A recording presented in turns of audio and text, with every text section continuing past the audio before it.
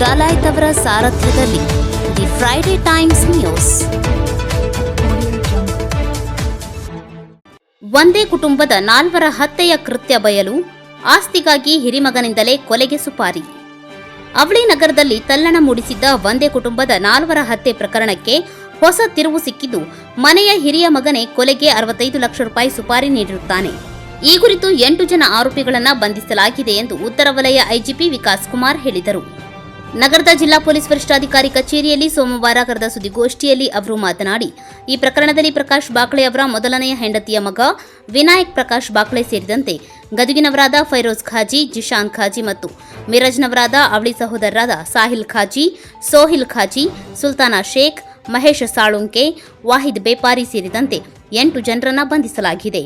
ಈ ಪ್ರಕರಣ ಭೇದಿಸಿದ ಪೊಲೀಸ್ ಇಲಾಖೆಯ ಸಿಬ್ಬಂದಿಗೆ ಡಿಜಿ ಮತ್ತು ಐಜಿಪಿರವರಾದ ಅಲೋಕ್ ಮೋಹನ್ ಅವರು 5 ಲಕ್ಷ ರೂಪಾಯಿಗಳನ್ನು ಘೋಷಿಸಿದ್ದಾರೆ ಎಂದು ಹೇಳಿದರು. ಈ ಸಂದರ್ಭದಲ್ಲಿ ಜಿಲ್ಲಾ ಪೊಲೀಸ್ ವರಿಷ್ಠಾಧಿಕಾರಿ ಬಿಎಸ್ ನೇಮಗೌಡ ಉಪಸ್ಥಿತರಿದ್ದರು. ಕೊಲೆಗೆ ಕಾರಣವೇನು?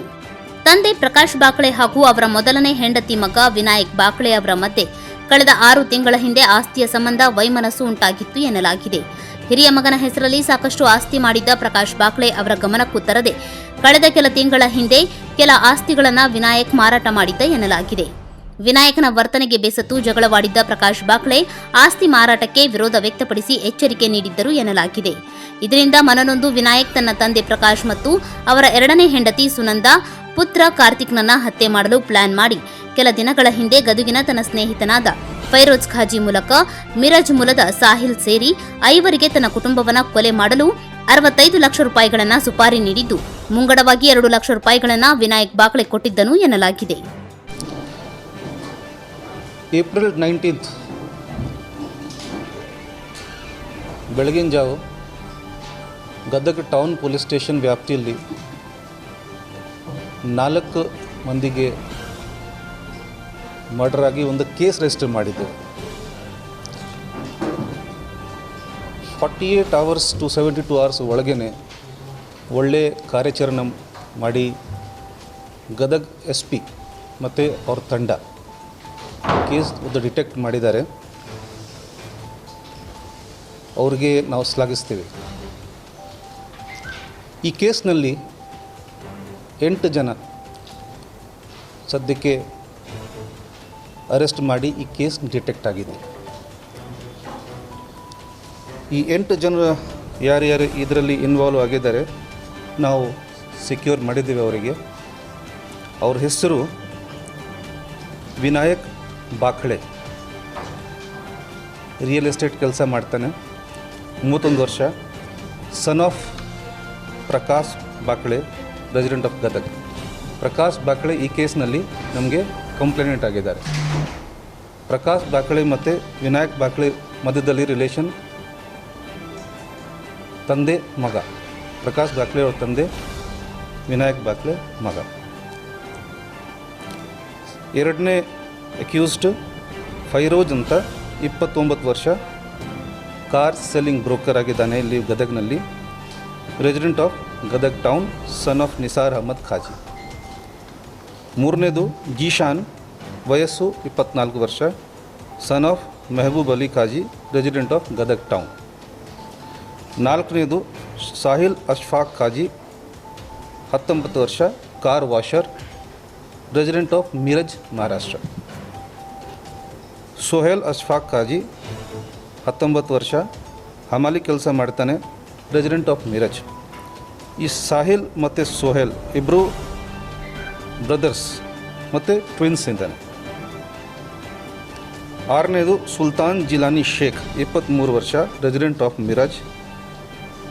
7ನೇದು ಮಹೇಶ್ ಜಗನ್ನಾಥ್ ಸಾಲುಂಖೆ, ವಯಸ್ಸು 21 ವರ್ಷ, ರೆಸಿಡೆಂಟ್ ಆಫ್ ಮಿರಜ್. 8ನೇದು Wahid Liyakat Bepari, age 21, resident of Miraj. Vinayak, Feroz ಮತ್ತು ಜೀಶಾನ್. ವಿನಾಯಕ್ ಹೇಳಿಕೆ ಪ್ರಕಾರ ಈ 5 ಜನ ಮಿರಜ್ದಿಂದ ಕಾಂಟ್ರಾಕ್ಟ್ ಕಿಲ್ಲರ್ಸ್ ಹೈರ್ ಮಾಡಿದ್ದಾರೆ.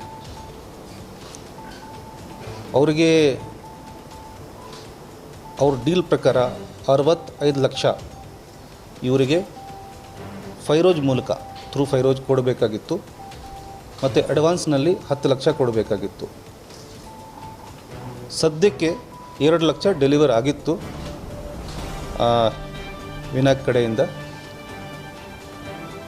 ಮತ್ತು ತಮಗೆ ಎಲ್ಲರಿಗೆ ವಿಷಯ ಗೊತ್ತಿತ್ತು, 19th ನಾವು ಮಾತಾಡಿ ಹೇಳಿದ್ದೇವೆ. ಆವಾಗ 24/7 ಈ 2 ದಿವಸದಲ್ಲಿ 3 ದಿವಸ ಒಳಗೇ ಈ ಕಾರ್ಯಾಚರಣೆ ಮಾಡಿ ಬೇರೆ ಬೇರೆ ಕಡೆಯಿಂದ ಇನ್ಕ್ಲೂಡಿಂಗ್ ಮಿರಜ್ ಕಡೆಯಿಂದ ಇವರಿಗೆ ಸೆಕ್ಯೂರ್ ಮಾಡಿ ಈಗ ಮುಂದಿನ ಕಾರ್ಯಾಚರಣೆ ನಾವು ಈಗ ಇನ್ವೆಸ್ಟಿಗೇಷನ್ ನಾವು ಟೇಕ್ ಆಫ್ ಮಾಡ್ತೇವೆ. ಈ ಕೇಸ್ನಲ್ಲಿ ನಮಗೆ ನಮ್ಮ ಸ್ಟೇಟ್ ಸೇರಿಬಿಟ್ಟು 3 ಸ್ಟೇಟ್ ಇನ್ವಾಲ್ವ್ಮೆಂಟ್ ಕ್ರಿಮಿನಲ್ ಆ್ಯಕ್ಟಿವಿಟಿನಲ್ಲಿ ಆಗಿತ್ತು. ಗೋವಾನಲ್ಲಿ ಕೂಡ ನಮ್ಮ ಸ್ವಲ್ಪ ಆ್ಯಕ್ಟಿವಿಟಿ ಇತ್ತು. ಸೊ ಇದು ಯಾವ ರೀತಿಯಲ್ಲಿ ಒಳ್ಳೆ ಕೆಲಸ ನೇಮಗೌಡ ಅವ್ರ ನೇತೃತ್ವದಲ್ಲಿ ನಡೆದಿದೆ ಇದು ನೋಡಿಬಿಟ್ಟು ನಮ್ಮ ಮಾನ್ಯ DG IGP ಸಾಹೇಬರು ಈ ಕೇಸ್ ಡಿಟೆಕ್ಷನ್ ಮಾಡಿದ ಟೀಮ್ಗೆ 5 ಲಕ್ಷ ಬಹುಮಾನ ಅವರು ಅನೌನ್ಸ್ ಮಾಡಿದ್ದಾರೆ. ಈ ಕೇಸ್ನಲ್ಲಿ ಹೀಗೆ ಇಂಥ ಭೀಕರ ಸಿಚುವೇಶನ್ ಇವರು ಪ್ಲ್ಯಾನ್ ಮಾಡಿದ್ದಾರೆ. ಅದು ಬ್ಯಾಕ್ಗ್ರೌಂಡ್ ಇದೆ. ಅದರ ಬಗ್ಗೆ ನಾವು ಜಾಸ್ತಿ ಮಾತಾಡಲಿಕ್ಕೆ ಆಗಲ್ಲ, ಯಾಕಂದರೆ ಇನ್ವೆಸ್ಟಿಗೇಷನ್ ನಾವು ಈ ಸಂದರ್ಭದಲ್ಲಿ ಮಾಡಿಬಿಟ್ಟು ನಮ್ಮ ಫೋಕಸ್ ಸಬ್ಸಿಕ್ವೆಂಟ್ ಎಷ್ಟು ಬೇಗ ಚಾರ್ಜ್ ಶೀಟ್ ನಾವು ಮಾಡಲಿಕ್ಕಾಗುತ್ತೆ ಅಷ್ಟು ಬೇಗ ಮಾಡಿಬಿಟ್ಟು ಕೋರ್ಟ್ನಲ್ಲಿ ಕೂಡ ನಾವು ಪುಷ್ ಮಾಡ್ತೀವಿ. ಅವರಿಗೆ ಅತಿ ಕಠಿಣ ಶಿಕ್ಷೆ ಒಂದು ಆಗಬೇಕು, ನಮ್ಮ ಒಂದು ಎಫರ್ಟ್ ಇರುತ್ತೆ ನಮ್ಮ ಕಡೆಯಿಂದ. ವಿನಾಯಕ್ ಮತ್ತು ಅವರ ತಂದೆ ಮಧ್ಯದಲ್ಲಿ ಒಂದು ಡಿಸ್ಪ್ಯೂಟ್ ಡೆವಲಪ್ ಆಯಿತು ಲಾಸ್ಟ್ 5-6 ಮಂತ್ಸ್ನಲ್ಲಿ. ಅವ್ರ ತಂದೆ ವಿನಾಯಕ್ ಹೆಸರಲ್ಲಿ ಸಾಕಷ್ಟು ಪ್ರಾಪರ್ಟಿ ಮಾಡಿದರು. ಲಾಸ್ಟ್ 5-6 ಮಂತ್ಸ್ನಲ್ಲಿ ಸ್ವಲ್ಪ ಪ್ರಾಪರ್ಟಿ ವಿನಾಯಕ್ ಸೇಲ್ ಮಾಡಿಬಿಟ್ಟಿದ್ದಾನೆ. ಅದು ಅವ್ರ ತಂದೆಗೆ ಇಷ್ಟ ಆಗಿಲ್ಲ. ಅವ್ರ ಮಧ್ಯದಲ್ಲಿ ಸ್ವಲ್ಪ ಡಿಸ್ಪ್ಯೂಟ್ ಆಗಿ ಸ್ವಲ್ಪ ಗಲಾಟೆ ಕೂಡ ಆಗಿದೆ, ಮಾತು. ಮತ್ತು ಅವ್ರಿಗೆ ವಾರ್ನ್ ಮಾಡಿದ್ದಾರೆ, ವಿನಾಯಕ್ಗೆ ಪ್ರಕಾಶ್ ಬಾಕ್ಲೆ ಅವರು ವಾರ್ನ್ ಮಾಡಿದ್ದಾರೆ, ಇನ್ನು ಮುಂದೆ ನನ್ನ ಪರ್ಮಿಷನ್ ಇಲ್ಲದೆ ಯಾವುದೇ ಪ್ರಾಪರ್ಟಿ ಸೇಲ್ ಮಾಡಬಾರ್ದು, ಇಲ್ಲಾಂದರೆ ನಾವು ನೋಡ್ಕೊಳ್ತೀವಿ.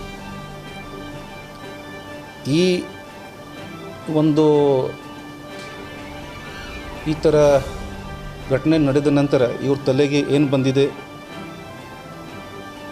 ಅದರಲ್ಲಿ ಏನು ಆಗಿದೆ, ಆ ಮಧ್ಯದಲ್ಲಿ ಏನು ಲಿಂಕ್ ಇದೆ, ಆ್ಯಂಡ್ ಮ್ಯಾಟರ್ ಆಫ್ ಇನ್ವೆಸ್ಟಿಗೇಷನ್ ಆ ಒಂದೆಲ್ಲ ನಾವು ಫರ್ದರ್ ಇನ್ವೆಸ್ಟಿಗೇಟ್ ಮಾಡ್ತೇವೆ. ಸೊ ಇಷ್ಟು ಇನ್ಫಾರ್ಮೇಷನ್ ನಾವು ಈಗ ತಮಗೆ ಕೊಟ್ಟಿದ್ದೀವಿ. ಏನಾದರೂ ತಮಗೆ ಕೇಳಲಿಕ್ಕಿದೆ ತಾವು ಕೇಳ್ಬೋದು. Completely collateral damage. ಇವರ ನಮಗೆ ಬಂದಿರೋ ಮಾಹಿತಿ ಪ್ರಕಾರ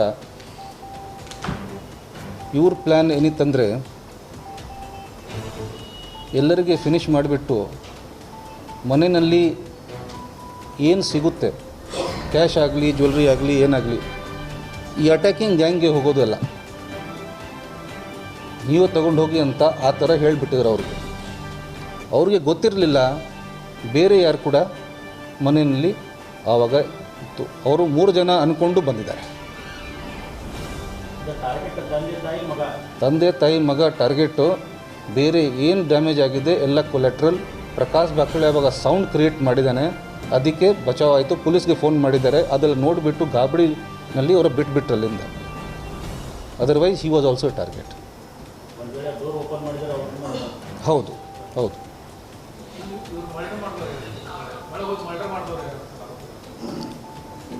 ಎಲ್ಲ ಇಂಟೆನ್ಷನ್ ಒಂದಿದ್ದರೆ ಎಲ್ಲರ ಮೇಲೆ ಬರುತ್ತೆ.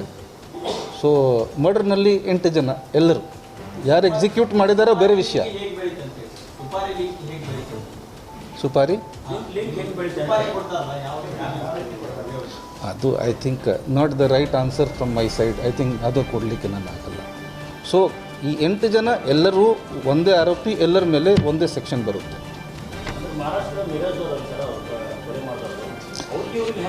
ಕರೆಕ್ಟ್. ನೋಡಿ, ಈಗ ವಿನಾಯಕ್ ಫೈರೋಜ್ಗೆ ಎಂಪ್ಲಾಯ್ ಮಾಡಿದ್ದಾನೆ, ಫೈರೋಜ್ ಎಲ್ಲ ಆರ್ಗನೈಸ್ ಮಾಡಿದ್ದಾನೆ.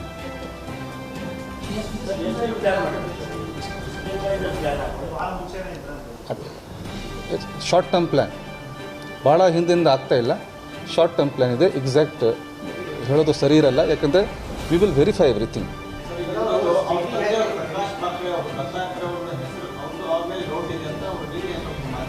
ಏನು ಏನು ಏನು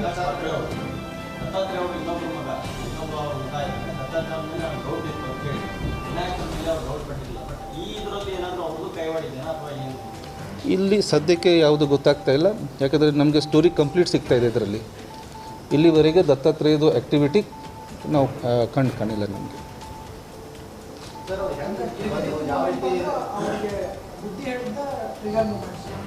ಇರಬಹುದು, ಯಾಕಂದರೆ ನೋಡಿ ಅದು ಭಾಳ ಇಂಪಾರ್ಟೆಂಟ್. ನಾವು ಕೂಡ ಯಾಕೆ ಇಷ್ಟೊಂದು ಸೀರಿಯಸ್ ಪ್ಲಾನಿಂಗ್ ಮಾಡಬಹುದು, ತಲೆಗೆ ಬಂದಿರಬಹುದು, ಯಾಕಂದರೆ ಆ ಥರ ಥ್ರೆಟ್ ಇದೆ. ನೋಡ್ತೀನಿ ಅಂದರೆ ಏನು, ಈಗ ಅವರು ಪ್ರಾಪರ್ಟಿ ಇವ್ರ ನಾಲೆಜ್ ಇಲ್ಲದೆ ಇವ್ರ ಹೆಸರಲ್ಲಿ ಇಟ್ಕೊಡ್ತಾ ಇದ್ದಾರೆ. ಇವ್ರಿಗೆ ಗೊತ್ತಾಗಿ ಇವನು 2-3 ಯೂಸ್ ಮಾಡಿದ್ದಾನೆ, ಆಮೇಲೆ ಅವನಿಗೆ ವಾರ್ನಿಂಗ್ ಕೊಟ್ಟಿದ್ದಾನೆ. ಅದು ಬಿಡಿ, I think that's not right to answer. I think ಇದು 4-5 ಡೇಸ್ನಲ್ಲಿ ಪ್ಲ್ಯಾನಿಂಗ್ ಮಾಡ್ತಿದ್ದೆ. ಇದರಲ್ಲಿ 4-5 ಡೇಸ್ನಲ್ಲಿ ಪ್ಲ್ಯಾನಿಂಗ್ ಮಾಡಿದ್ದಾರೆ.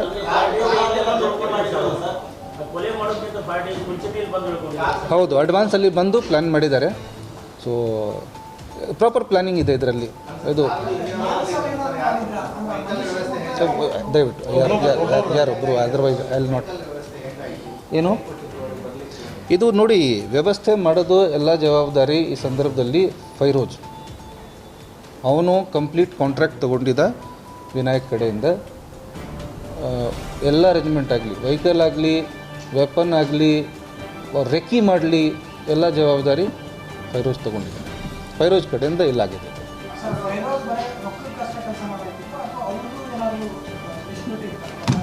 ಇಲ್ಲ, he has become an employee to Vinayak for this particular case. ಅವನ ಮಧ್ಯದಲ್ಲಿ ಅಗ್ರಿಮೆಂಟ್ ಇತ್ತು, ಒಂದು ಅಗ್ರಿಮೆಂಟ್ ಪ್ರಕಾರ ಆರ್ಗನೈಸ್ ಮಾಡಿದ್ದಾನೆ. 65 ಲಕ್ಷ ಅದು ಕಾಂಟ್ರಾಕ್ಟ್. ಏನು ಯಾರು ನಾವು 3 ಮಚ್ಚು ನಾವು ಸೆಕ್ಯೂರ್ ಮಾಡಿ ನಾವು ಕೇಳ್ತಾ ಇದ್ದೀವಿ. ಮಿರಜ್ ನೋಡಿ, 4 ಆರೋಪಿಗಳು ನಾವು ಮಿರಜ್ನಲ್ಲಿ ಸೆಕ್ಯೂರ್ ಮಾಡಿದ್ದೇವೆ.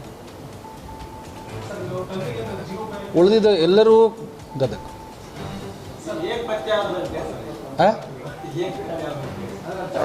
ಇದು ಚಾಲೆಂಜ್ ಇತ್ತು. ಇದರಲ್ಲಿ ತುಂಬ ಚಾಲೆಂಜಿಂಗ್ ಇತ್ತು. ಬರೀ ಸಿಂಪಲ್ ಚಾಲೆಂಜ್ ಇರಲಿಲ್ಲ ಇದರಲ್ಲಿ. It was complete blind case. At ಒಂದು ವೇಳೆಗೆ ಕಂಪ್ಲೀಟ್ಲಿ ಬ್ಲೈಂಡ್ ಇತ್ತು. ಆಮೇಲೆ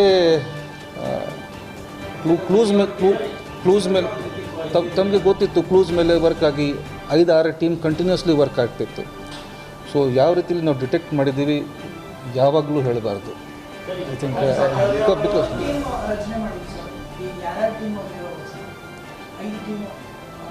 ಇಲ್ಲ ನೋಡಿ, ಕಂಟಿನ್ಯೂಸ್ 5-6 ಟೀಮ್ ಅದು ಬೇರೆ ಸರ್ವೆಲೆನ್ಸ್ ಮೇಲೆ ಆಗ್ತಾಯಿದೆ ಕೆಲಸ, ಟ್ರ್ಯಾಕಿಂಗ್ ಮೇಲೆ ಆಗ್ತಾಯಿದೆ. ಸೊ ಆ ರೀತಿಯಲ್ಲಿ ಸ್ಪೆಸಿಫಿಕ್ ಆಗಿ ಹೇಳೋದು ಸರಿ ಇರಲ್ಲ. Investigation we should not tell. ನೋಡಿ, ಯಾರೇ ಸಾಮಾನ್ಯವಾಗಿ ಕ್ರೈಮ್ ಯಾವಾಗಲೂ ಮಾಡುವಾಗ ಏನಾದರೂ ಕ್ಲೂಸ್ ಬಿಟ್ಟು ಹೋಗ್ತಾರೆ. ಸೊ ನಾವು ಐ ಥಿಂಕ್ ಫಸ್ಟ್ ಡೇ ಆವಾಗಲೂ ನಿಮಗೆ ಹೇಳಿದೆ, ನಮಗೆ ಕ್ಲೂಸ್ ಇದೆ, ಕ್ಲೂಸ್ ಮೇಲೆ ನಾವು ಕೆಲಸ ಮಾಡ್ತೀವಿ. ಯಾರು ಬೆನಿಫಿಷರಿ ಆಗಬೇಕಲ್ಲ. ಇಂಥ ಕ್ರೈಮ್ ನಡೆದಿದ್ರೆ ಮತ್ತು ಆವಾಗ ನೋಡಿ ಯಾಕೆ ಮಾಡಬೇಕು, ಅದು ಭಾಳ ಇಂಪಾರ್ಟೆಂಟ್. ಯಾರು ಬೆನಿಫಿಷರಿ ಆಗಬೇಕಲ್ಲ ಅಂಥ ಕ್ರೈಮ್ಗೆ, ಆ ಒಂದು ಕ್ಲೂಸ್ ಮೇಲೆ ನಾವು ಕೂಡ ನಾವೇನು ಮಾಡಿದ್ರು ಇಲ್ಲ ಅನ್ನೋದು ಅಮಾಯಕರಾಗಿ ನಿಂತಿದ್ರು. ಅವರು ಪ್ಲ್ಯಾನ್ ಮಾಡ್ತಾರಲ್ಲ, ಅವ್ರ ತಂದೆಗಿರೋದು ಎರಡನೇ ಮಗನ ಮೇಲೆ ಅನುಮಾನ ಇರ್ತಾರೆ. ಪ್ಲ್ಯಾನ್ ಮಾಡ್ತಾರಲ್ಲ, ಬಟ್ ಅವ್ರಿಗೆ ಗೊತ್ತಾದ ಮೇಲೆ ಈಗ ನಾವು ಸಿಕ್ಕಾಕೊಳ್ತೇವೆ, ಆವಾಗ ಇಲ್ಲಿಂದ ಓಡುವಾಗ ನಾವು ಅವ್ರಿಗೆ ಹಿಡ್ದಿದ್ದೇವೆ. ಅಂದರೆ ಅದು ಎಸ್ಕೇಪ್ ಆಗಿತ್ತು ಸರ್ ಅವ್ನು. ಎಸ್ಕೇಪ್ ಮಾಡೋ ಪ್ರಯತ್ನ ಮಾಡಿದರು, ಆವಾಗ ಹಿಡಿದಾಯಿತು. ಸೊ ಅಲ್ಲಿವರೆಗೆ ವಾಚ್ ಮಾಡಿದ್ದಾರೆ, ಎಲ್ಲಿವರೆಗೆ ಗೊತ್ತಾಗಿದೆ ಅವರಿಗೆ, ಈಗ ಬಚಾವ್ ಮಾಡಲಿಕ್ಕಾಗಲ್ಲ. Then started running. ಹೊರಟಿದ್ರು ಇಲ್ಲಿಂದ. The Friday Times news, Gadag.